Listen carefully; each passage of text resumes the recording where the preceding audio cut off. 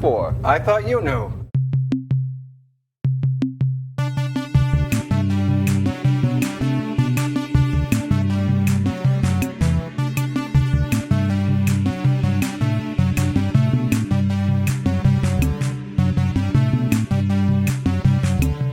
This time, we watch Season 2, Episode 9, The Hellcats. The movie that dares to ask, what if a biker film was completely unmemorable? But first, some follow-up. Yes, okay, we have a little follow-up here from our previous episode on Wild Rebels. Mm-hmm. Devoted listener Marty wrote into our Facebook page to say, fun fact, a Jeeter... I should remind everybody, Jeeter's one of the main characters in this group of bikers that we got. There's one named Banjo, there's one named Fats, and there's one named Jeeter. And it never occurred to me to think a Jeeter might be something like a banjo is something. Sure. Well, I mean, it is kind of funny because it's not like Banjo does something that involves a banjo. So, like, the names don't seem to really have much meaning. Well, yeah, I suppose. Although the other one maybe. But yeah. A Jeeter, turns out, is a pre-roll dipped in oil and covered in keef. And that term originated in Florida.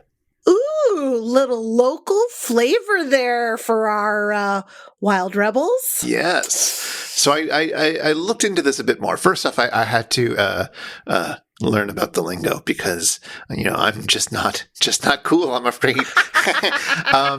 A pre-roll is a pre-rolled marijuana cigarette that has perhaps some other things done to it. And keef, of course, is some other marijuana byproduct. Oh, sure. And what oil do they dip it in? I assume a cannabis oil, like I don't know. Anyway, it's a prepackaged thing. You buy one of them and then you smoke it up and you have a nice time, and that's all well and good. And I was looking up this word to see, did it originate in the 60s? This is actually what our Jeeter is named after. And the answer was inconclusive. Oh, I love inconclusive. No, I don't. Yeah. There is a brand of marijuana cigarettes that you can buy called Jeeter. Not a sponsor, but get in touch, I guess, if you want. Yes, if you'd like two people who know nothing about marijuana hawking your product. Woohoo! It's a company now that sells pre-rolled cigarettes, and they're based in California, but they talk about how the term originates from Florida. And the sources that I saw said that it originates in Florida in the 2000s. Oh, well, that doesn't seem quite right for our Wild Rebels. Yeah, but I saw other things that suggested that the term might be older than that. So who knows?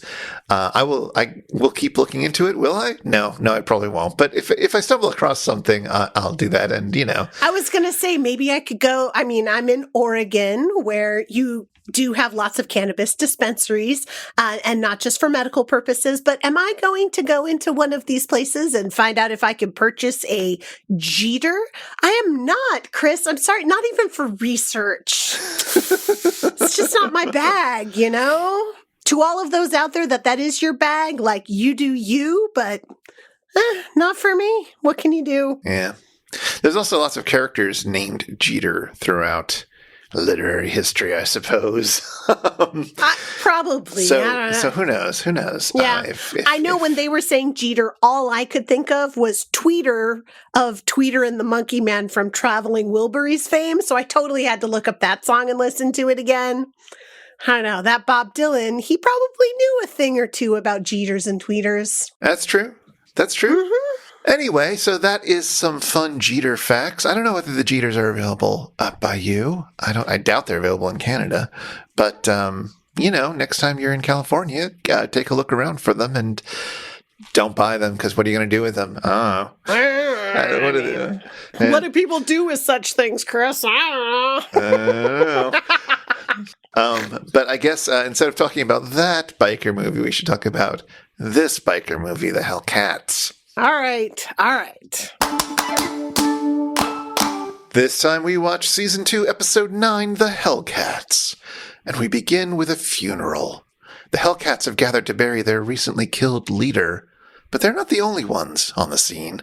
Some cops are watching the proceedings, wondering if the bikers knew that their dearly departed leader was working with them as an informant. But also some mafia types are watching. who are the ones who killed that leader because they found out that he was an informant. Oh dear. Will nothing go right for our plucky bikers? It certainly won't go right for the lead detective on the case, who is the next to be killed by the mafia. And so naturally, the detective's brother, played by Ross Hagen, flies back from active duty in Vietnam in order to infiltrate the gang and get revenge. Ross and his dead brother's girlfriend, Linda, go undercover and join the Hellcats.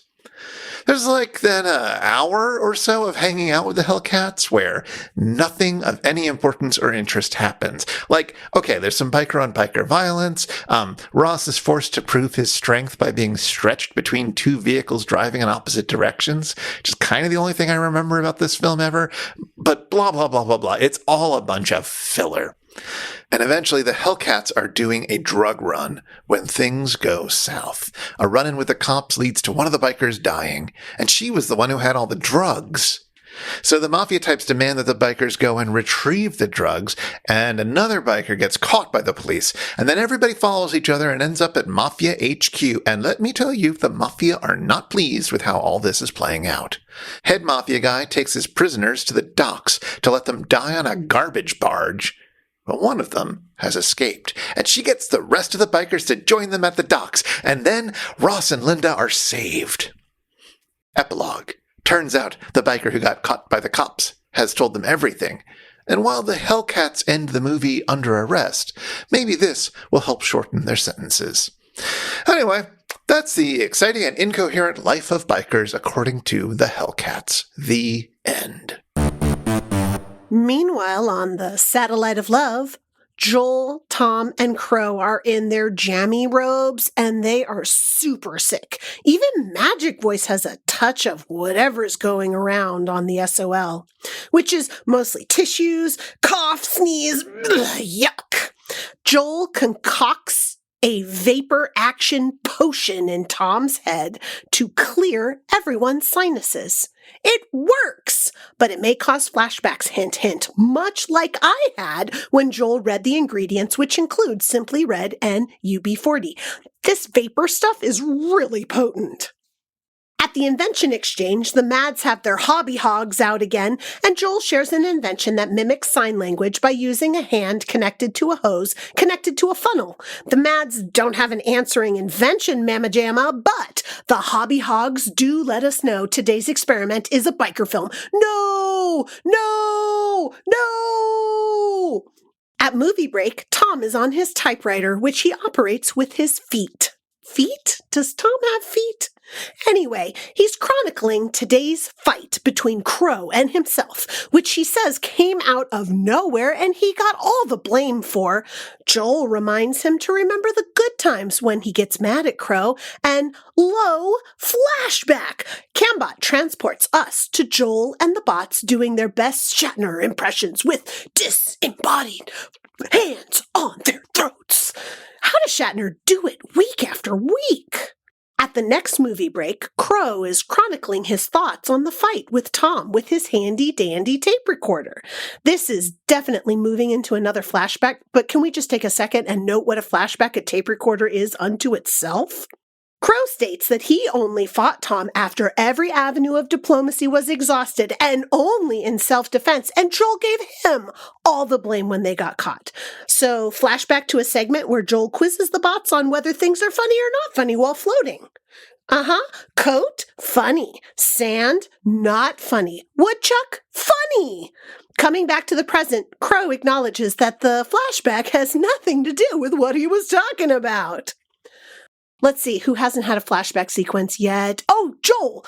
Joel's writing a letter about catching the bots fighting and having to clean up after them. No mention of who was truly to blame. Note, Joel writes like we currently speak to text, period. He even uses exclamation point, smiley face. Joel's flashback remembers different ways of seeing, which is definitely in line with the point of view to the bot fight. Flashback to scope cards, the periscope scope, the microscope, the Lucy scope. Ah, Ricky, it turns out I was never funny. Oh, for fun. Your friend in space, Joel Robinson. With the movie done, will we get another flashback? GPC is on hand, talking a letter to Richard Basehart Dear Richard, how are you? Oh, it's not a flashback. It's a diary entry.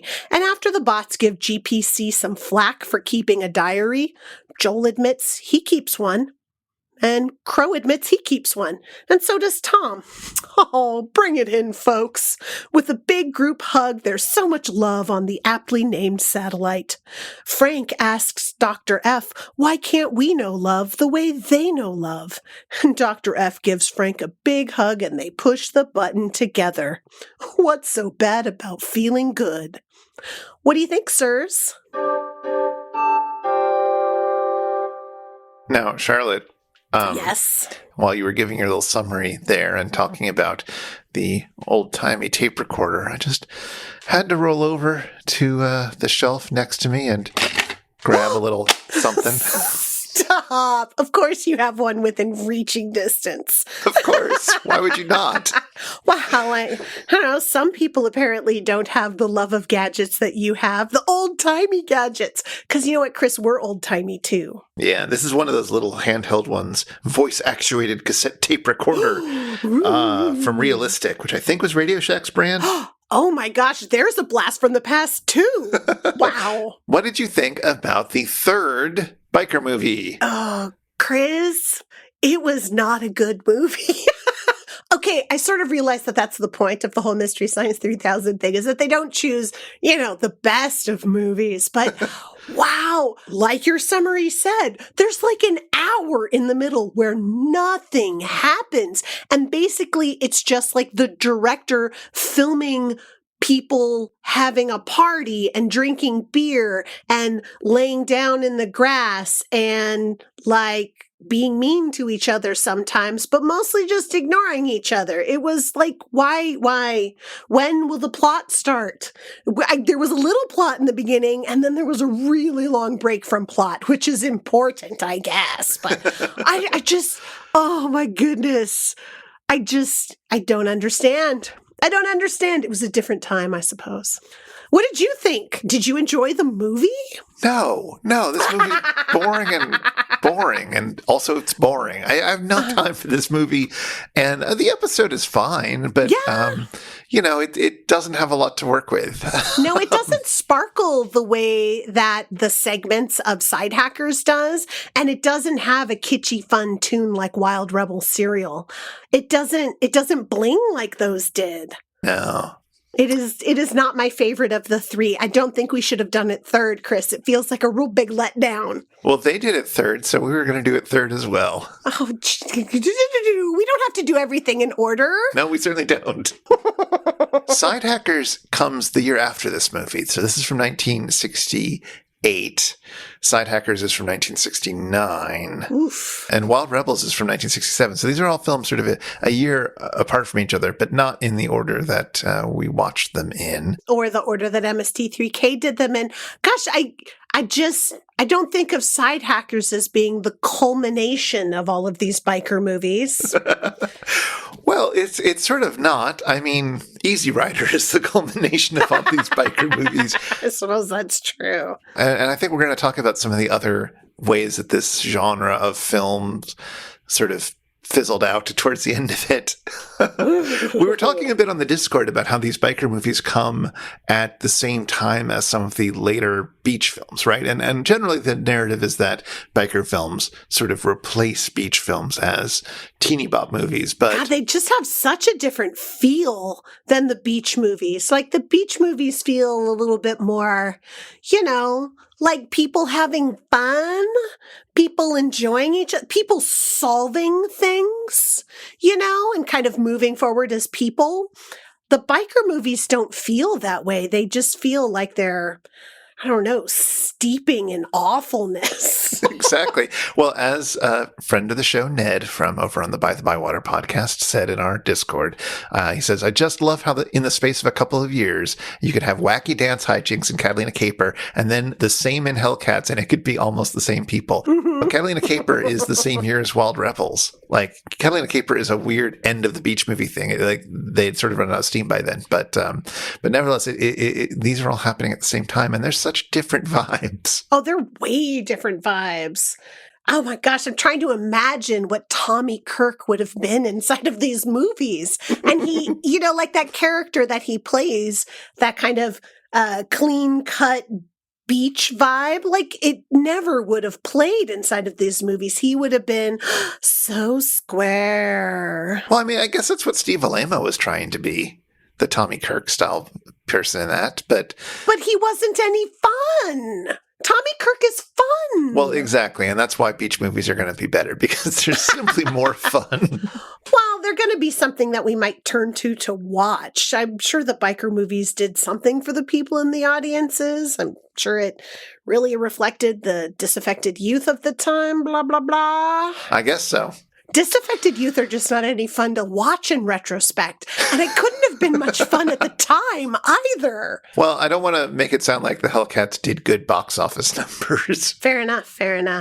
I mean, I'm not sure that I would want to go see this movie. I certainly wouldn't have seen it twice like I have some other super fun pop movies that have come out recently. There you go. Well, anyway, all right. I feel like we've run out of things to say about this movie in this episode.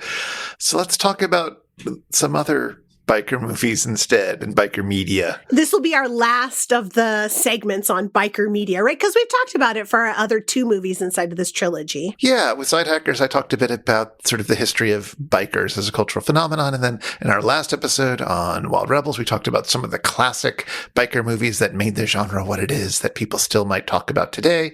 And now we're going to talk about what happened after everything fell apart and biker movies started feeling a bit trite and people got a little bit weird with it.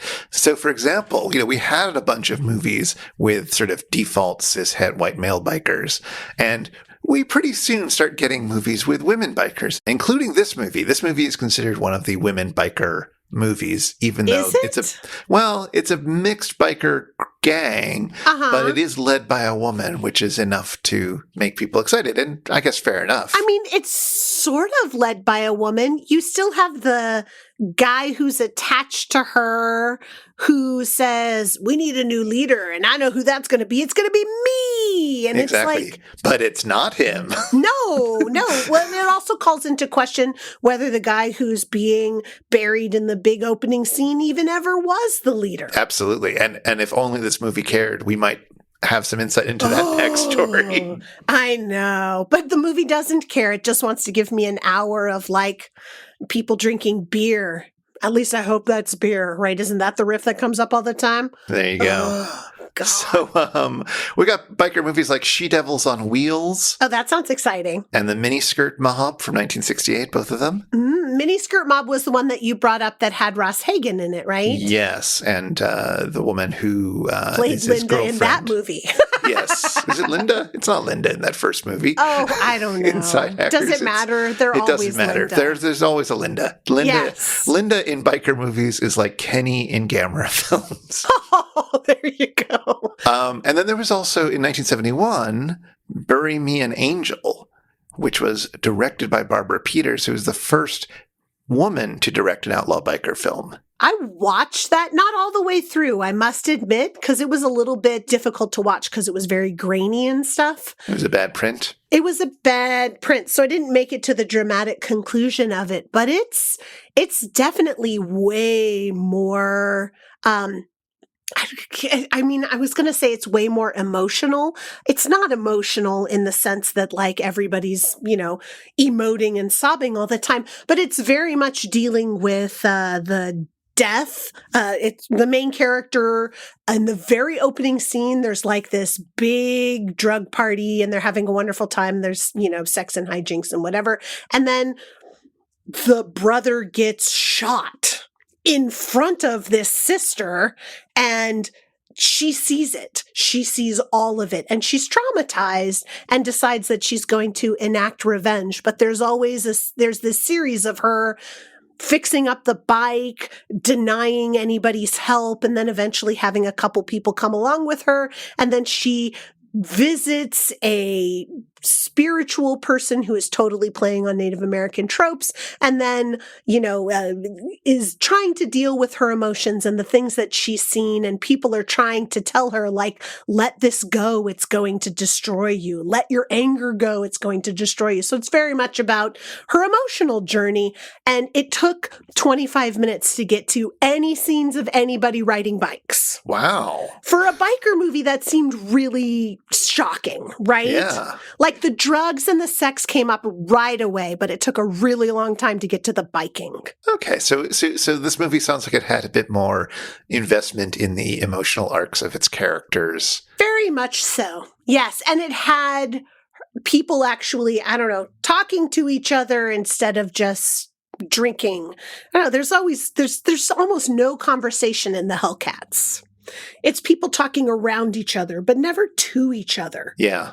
Also, it's certainly the case, we're always surprised, right, when women talk to women in movies, because it just doesn't happen very often. And in Bury Me an Angel, they do, right? There's a mom figure who she talks to. The person who is the spiritual healer is talking to her about her emotions and not necessarily about relationships with men. And so it's one of those things where it's just like, oh, look at this.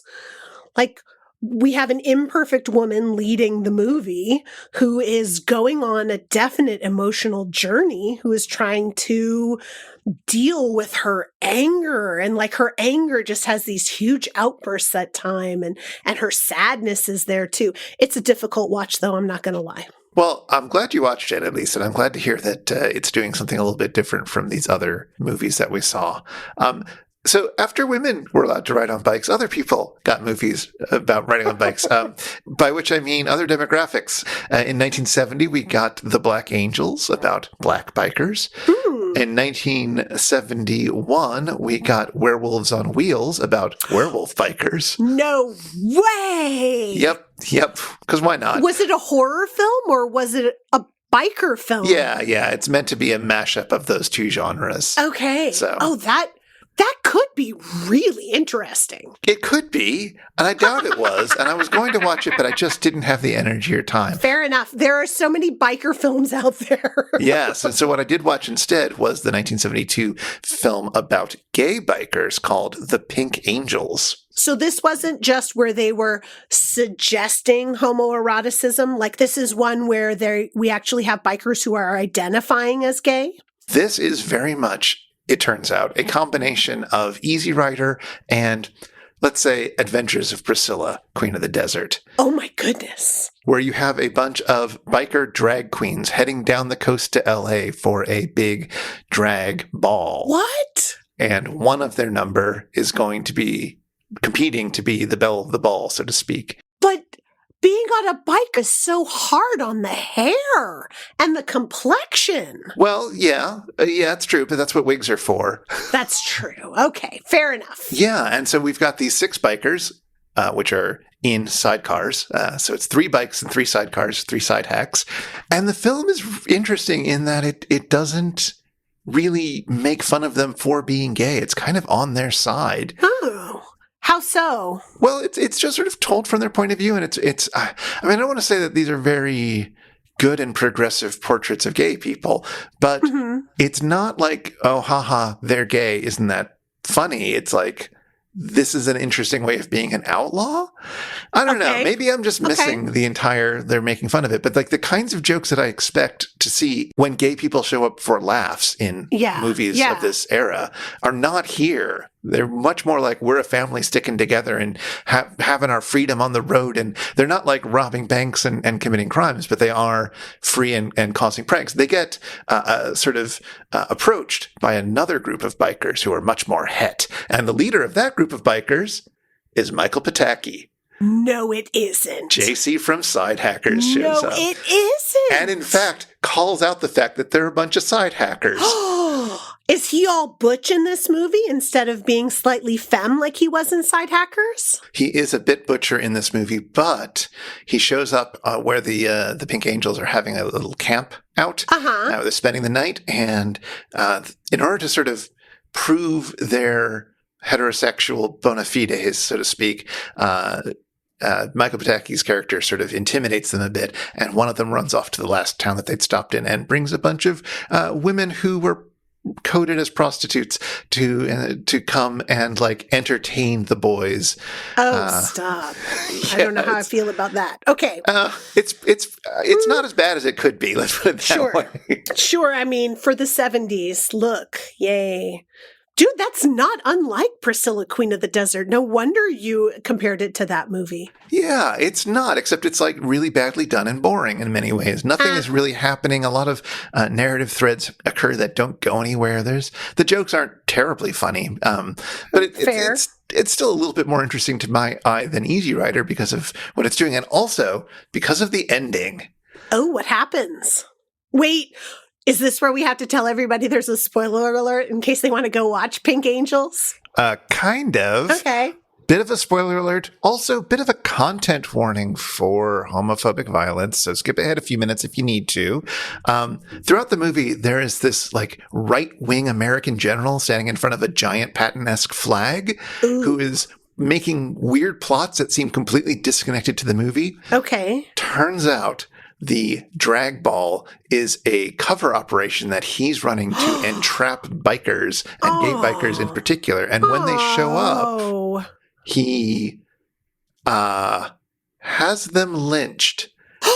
And the last scene of the film is a quick cut to our biker heroes hanging from a tree. You're joking. While the general is standing next to them as the camera zooms out. Oh my. It is a startling ending that comes out of nowhere. Oh my gosh. I'm trying to imagine how I would have felt if that was the ending to Priscilla, Queen of the Desert, which was so celebratory before that, right? Not entirely, but oh my gosh. Yeah. No, I mean, you know, we don't fall in love with these characters the way that we fell in love with the characters in Priscilla. Let's put it that way. And they don't have like as developed narrative arcs or character development or anything like that. But that ending is one of the most what the endings that you ever hear about. And it's all anyone talks about with this film, really, is that like it's a boring film about a kind of interesting topic that isn't as hateful as you'd expect. But what is that last scene? Oh my gosh. Is it played as if this is the right ending? No. Okay. He's a cartoonish right-wing person out of Dr. Strangelove or something. Okay. And so it is, you don't like him anytime you see him through the movie, but he's allowed to triumph at the end. Wow. Yes, he's not a sympathetic character, and he's like over-the-top Americana. But oh my gosh. He gets the last action in the movie, partially because the director forgot to film an ending. So they had to quickly come up with something that they could film real quick. So they came up with the most extreme thing they possibly could? Well, it's not the actual actors hanging.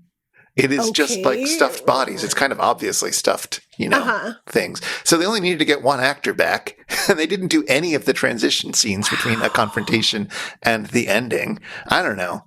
Wow.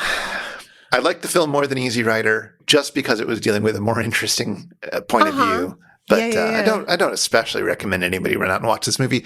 Although I will say, I watched this movie the same day that we watched Barbie. Wow. And I feel like Barbie and the Pink Angels may even be a more interesting pairing than Barbie and Oppenheimer. Ooh. I mean, I haven't Barbenheimered, so I don't know. Yeah, I didn't see Oppenheimer, so I can't speak about that. But listeners, if you want to hear Charlotte and I talking about our fresh out of the movie theater opinions on Barbie, link in the show notes. Minus the too overwhelming emotional stuff for me. Couldn't talk about it yet. Oh, and I've had a lot more thoughts about that movie since then. So of course. That is just our fresh off the dome takes on the movie. But anyway, the other biker turn that we saw was the rise of the good biker, which we talked about a little bit with the TV show Then Came Bronson. And they riffed more emphatically inside of this movie because they reenacted the opening, I guess it's the opening sequence of Then Came Bronson, that's pre-credits for him.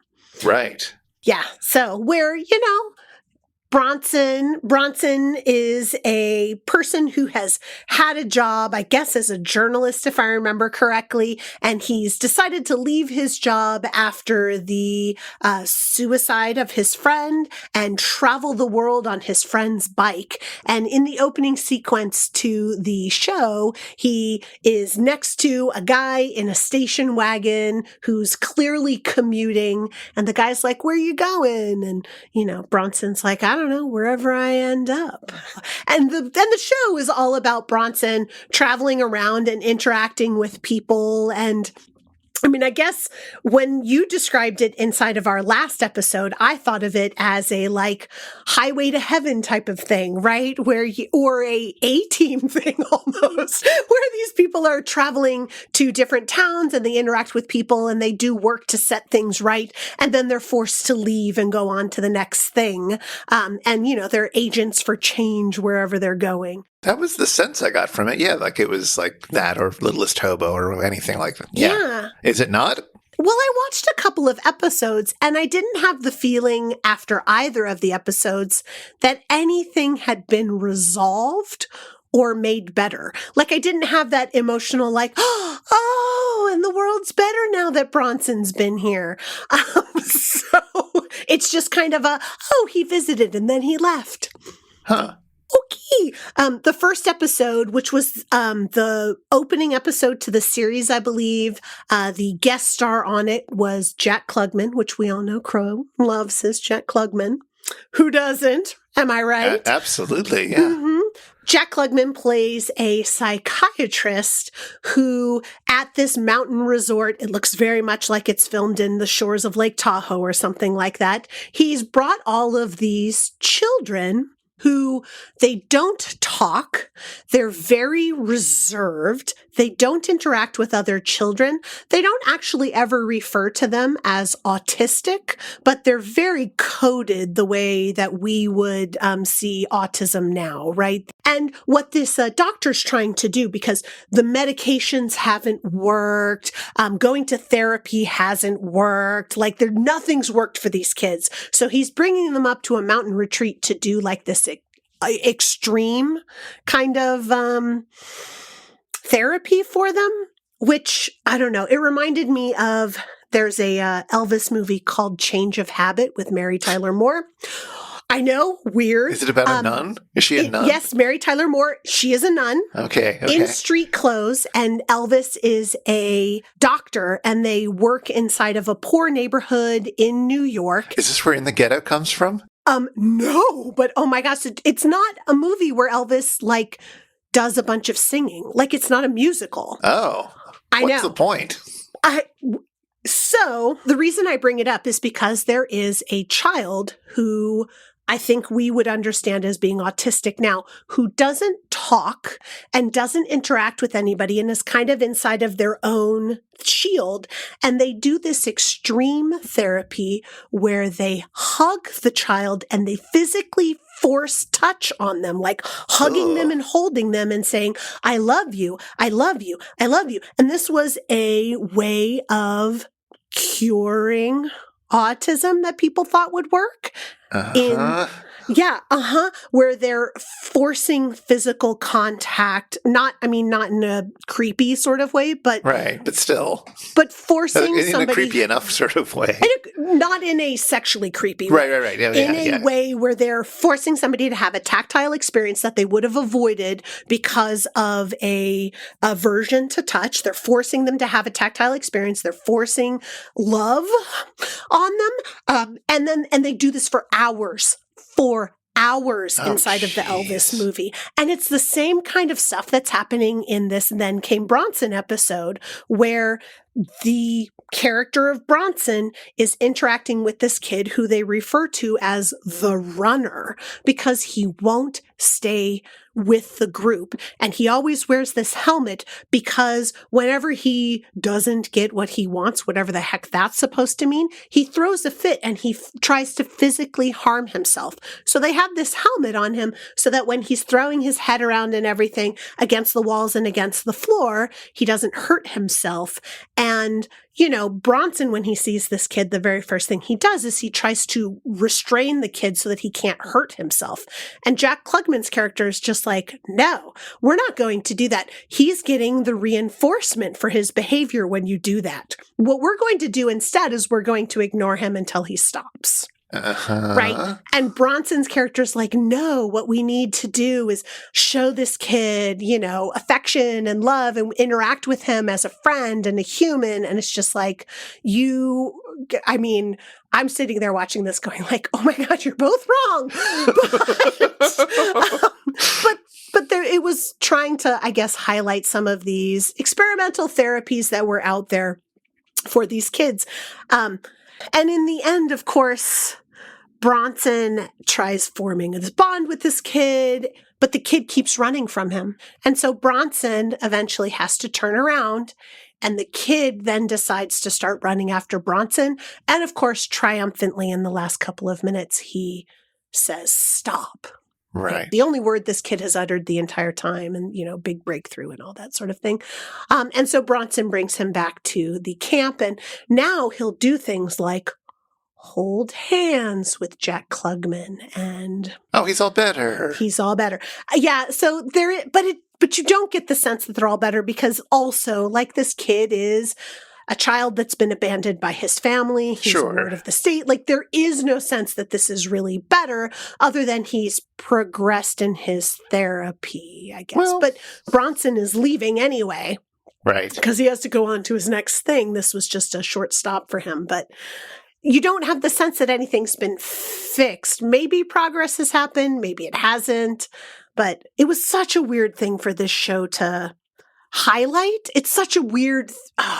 From where we are now, in our understanding of autism and our understanding of treating autism and helping people with autism, to have some sort of structure inside of their lives that supports their neurodiversity, but allows them to be a part of society and not be completely isolated. Like, where we are now is so different, different than this early 70s, late 60s mentality that I'm remembering from Change of Habit, the Elvis movie, and from this Bronson episode. So it sounds like, this is a very different take on what a biker and what the freedom of being a biker would be, right? Yeah. That it's somebody who's engaging in actual problems, that cares about other people, and that is, at least in some ways, sort of trying to make the world a better place, or at least trying to have some empathy towards other people. He's certainly interacting with other people and having to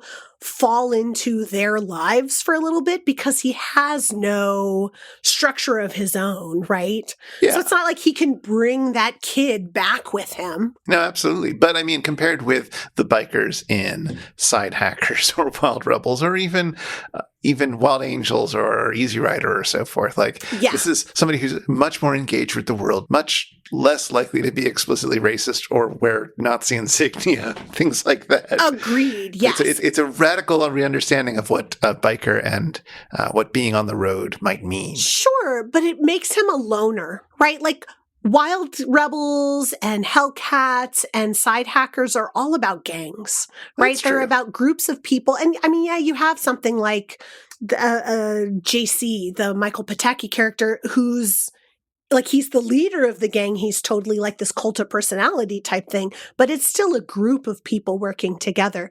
That's not the case with Bronson. And you don't have the sense that he's ever going to rejoin society in some sort of way. He's just going to kind of be drifting along. And I don't know if that's a better view of biker. That's the one Harley Davidson wanted to promote. Totally. And I mean, it certainly is like elevating that individualism. Like, his goal is to just kind of see where he ends up, That's why his motto is, take it easy, man. Hey, everybody, it's time for the Shallow 13. It's time for the Shallow 13. 13 kibble-sized facts about today's experiment, the Hellcats. Go, Charlotte, go! The Hellcats is a little unusual for how many people working behind the camera end up in front of the camera. Tom even points out a few of these faces. For example, the director and co-author of the film, Robert Slatzer, also plays the lead mobster, Mr. Adrian. Slatzer followed up the Hellcats with 2 other movies.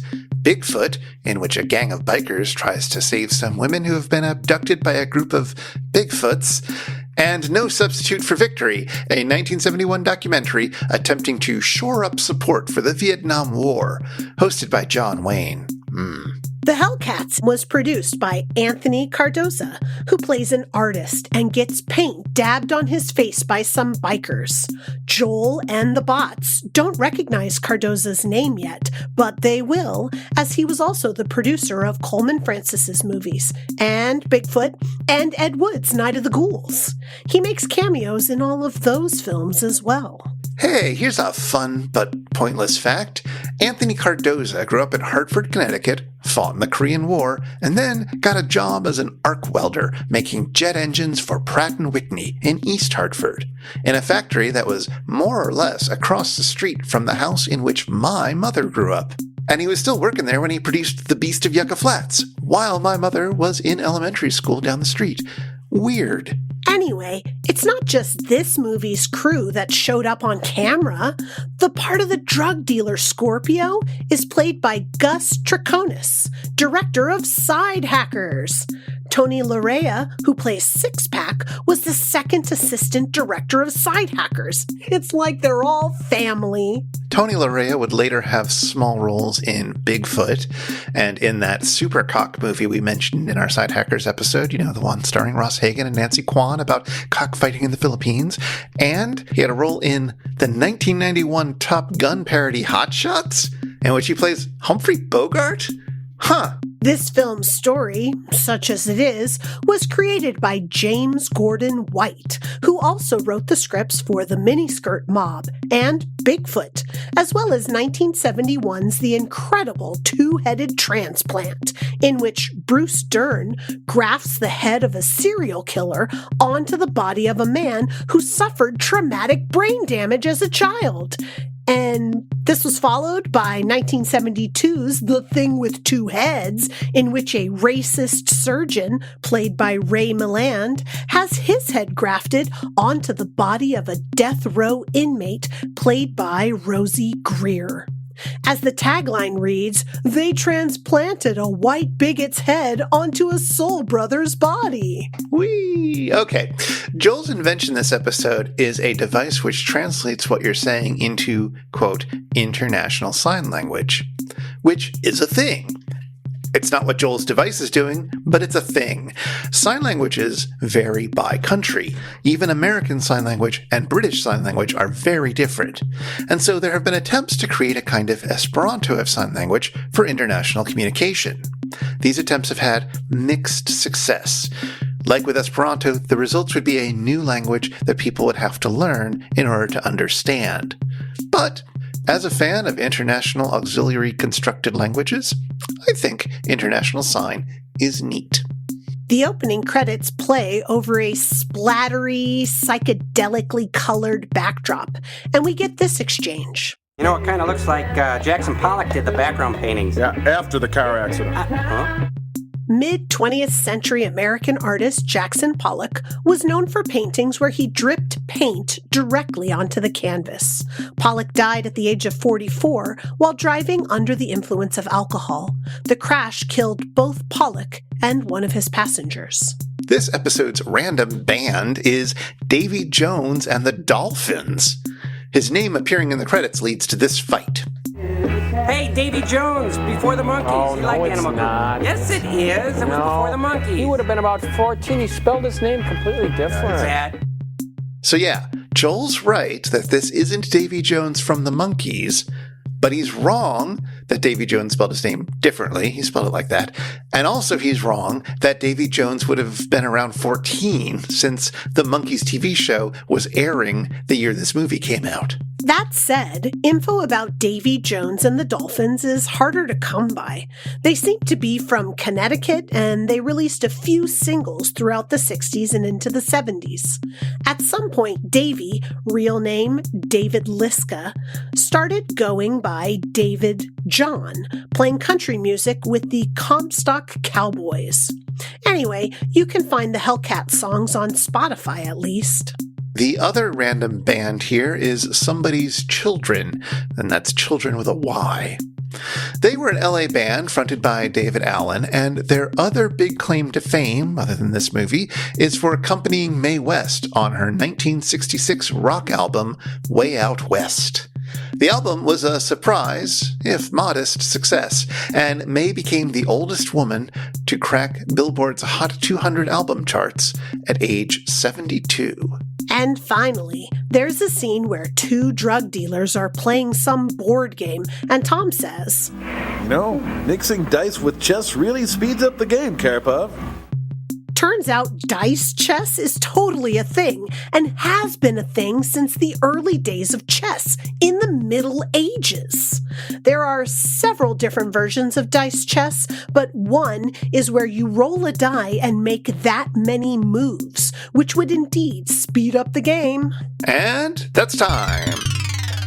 So this episode of MST3K participates in that classic television tradition of being a clip show. Because of the flashbacks? Is that the clips? Yeah, because those are all from previous episodes of the show. Even one that went so far back that Tom had a different voice. Exactly.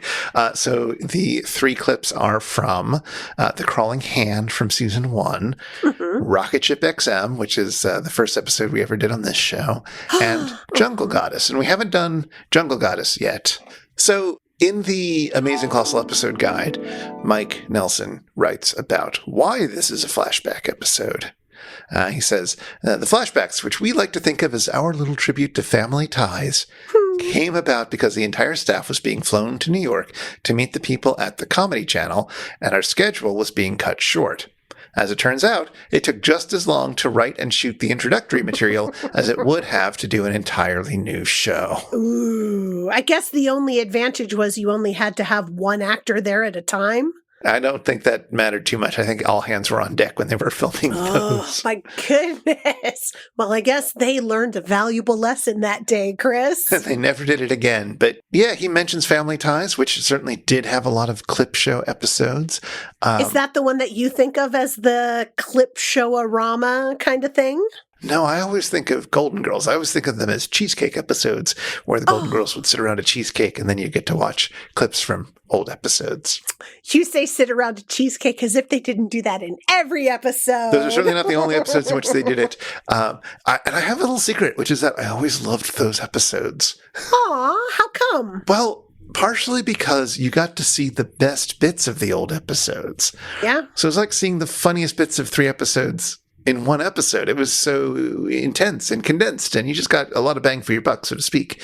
Even if I'd already seen them, like, it's not like we weren't used to watching reruns as well. So yeah, it was a little bit like an internet supercut that you might watch now of like the funniest bits from 30 Rock in, 10 minutes or whatever. Yeah, except there's a nice framing device for it so that you're not just seeing clip, clip, clip, clip, clip. Yeah, and they'd give a bit more context for everything.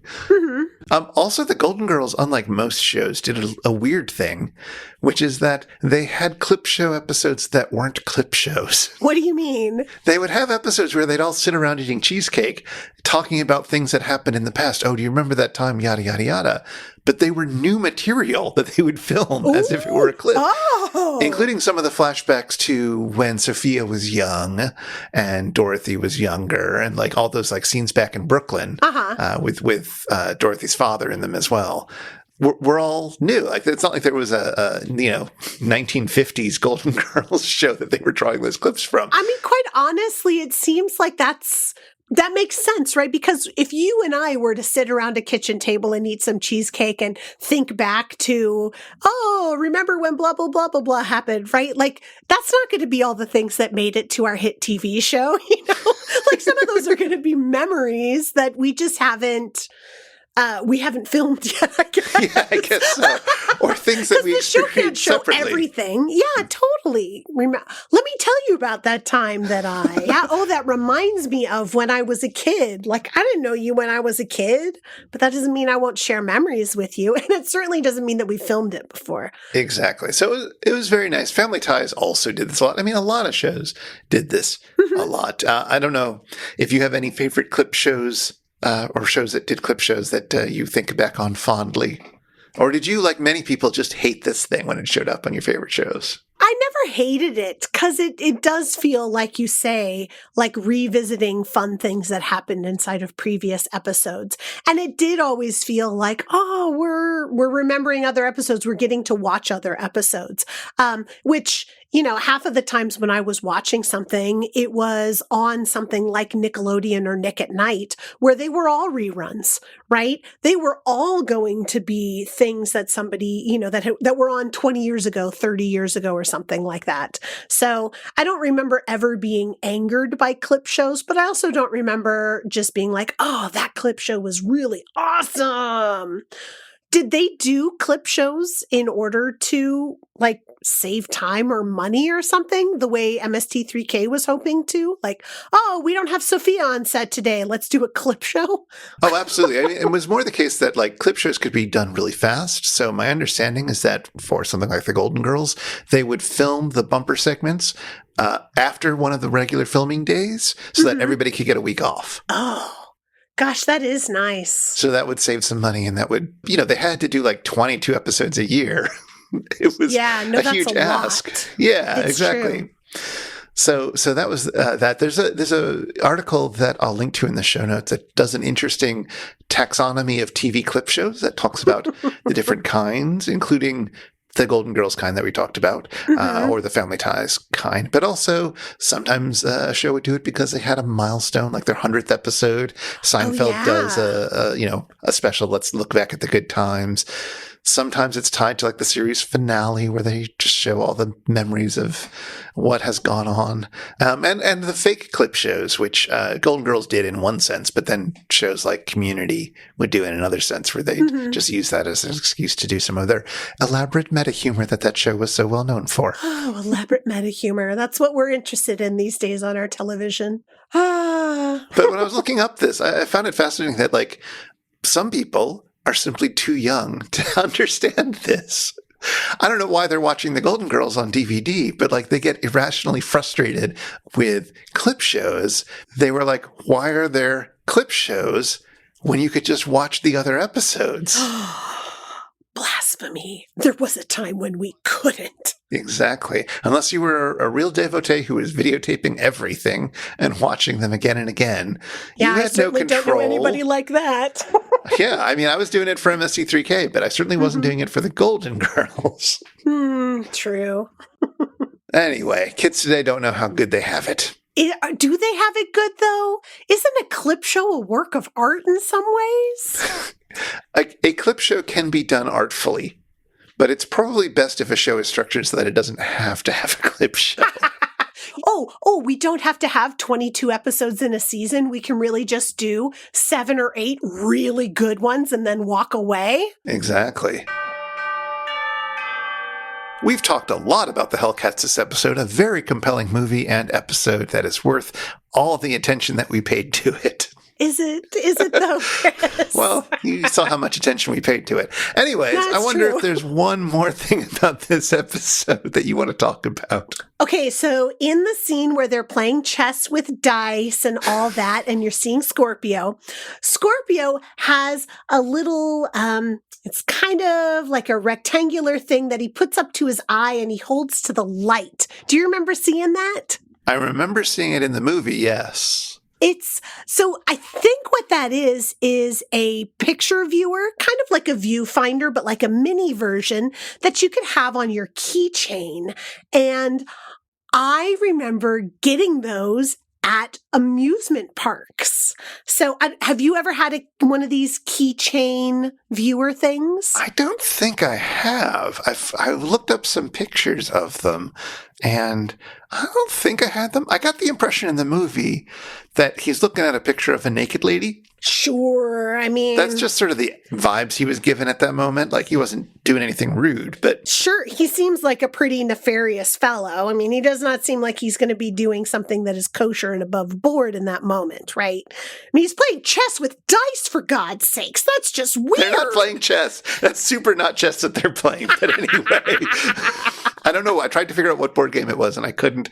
I have no idea. I think they're just faking It's it. totally shoots and ladders. It might be. It absolutely might be. I could not tell. It involves cards and dice and pieces that kind of look like these viewers. I have no idea what's going on. And also, when I say he's looking at a naked lady, it's probably just a pinup girl who's not actually naked. But who knows? Except the end of this viewfinder is probably... Gosh, is it even like 1 inch by 1 inch? It probably isn't. It's probably only like a ½ inch by a ½ inch. And then when you hold it up to your eye, it becomes like a slide or something like that used to, we would project on walls and things like that. I have them from amusement parks. Now, amusement parks still do this, where when you ride on a ride, they take your picture. Uh-huh. And then at the end of the ride, you get off the ride and you can see the picture that was taken while the ride was in motion. Usually like a roller coaster or something when you're going down the roller coaster or on the first big turn or something. And you get a picture of you and your friends and you're all screaming and stuff. And you can have it printed out on like a 8.5 by 11 or like some smaller wallet sized versions. You can get magnets. And you used to be able to get a keychain viewfinder where they would print it out of you on the roller coaster. That seems like so that feels like it's much harder to make a little slide for that than it would be to make like a print of a photo or something. I don't know. Maybe it's the same difficulty. Maybe they had a special machine. Yeah, I mean, it basically would be a machine printing it out. It's probably the same machine that has to print out those teeny tiny little slides for the viewfinder cards, right? Yeah, but those weren't made on demand. You must have been able to, because clearly somebody figured out how to do it in an amusement park, and you would get this picture. I mean, it would take all day, right? You would ride the roller coaster in the morning. You would see the picture and be like, I want to buy the picture. And they would be like, come back in 2 hours. It'll be waiting for you. Or come back at the end of the day at the exit to the park. All of these things will be waiting. So it's not like they made it for you and you either bought it or you didn't, right? And then they threw it away. Like, no. You ordered it. You could see what the picture looked like because they would do like a print. And then you would say, yes, I want the print, or yes, I want the poster, or whatever, or I want the keychain. And so there are all of these things. In my high school, people would have like 5 or 6 or 7 of them all on their keychains for their car keys because they were not cheap. Going to an amusement park was not cheap. Buying the key finder thing was not cheap. Having 5 or 6 on your keychain for your car, which is not cheap, is also like this big way to establish status and wealth. Well, I certainly like the idea that Scorpio, the drug dealer in the movie, was looking at a picture of him and his drug dealer friend on a roller coaster going, wee! Wee! Oh my God, we had the best time, guys. Let's go back. BFFs forever. Yes.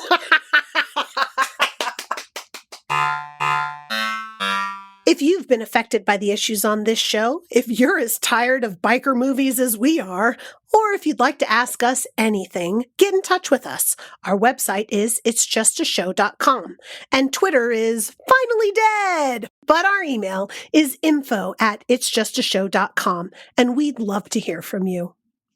This show is made possible by listeners like you, and like our randomly selected supporter, Jason. Thank you, Jason.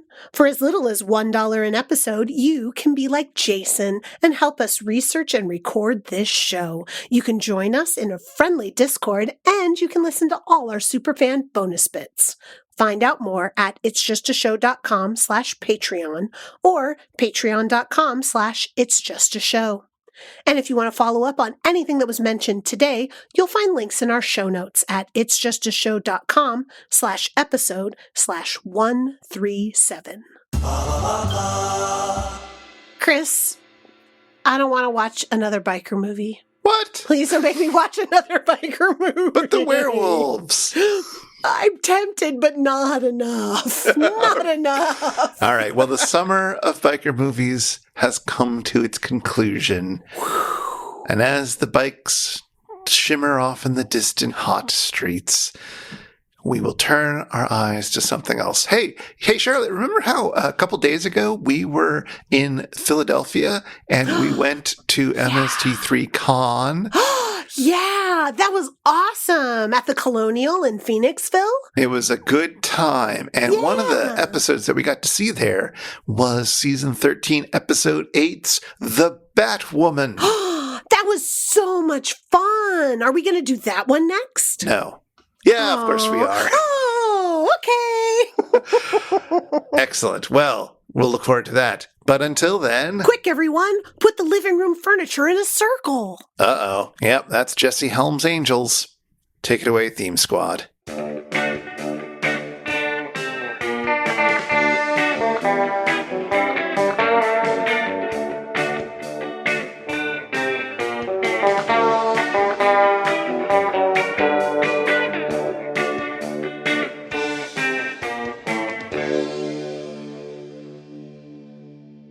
Take it easy, man.